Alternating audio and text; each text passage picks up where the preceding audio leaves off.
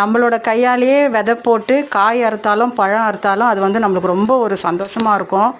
நம்மளுக்கே வந்து ஒரு குழந்த பிறக்கிற மாதிரி ஒரு ஃபீல் ஆகும். அந்த மாதிரி தான் எங்கள் வீட்டில் சேமக்கிழங்கு வாங்கியிருந்தோம். அது வந்து கொஞ்சம் முளை வந்திருந்தது. அதை வந்து சும்மா ஒரு 6 மாதத்துக்கு முன்னாடி ஒரு க்ரோ பேக்கில் ஊனி வச்சேன். அது எப்படி இருக்குதுன்னு சொல்லிட்டு பார்க்கலான்ட்டு பார்த்தேன். பாருங்கள், எனக்கு சேமக்கிழங்கு கிடச்சிருக்கு.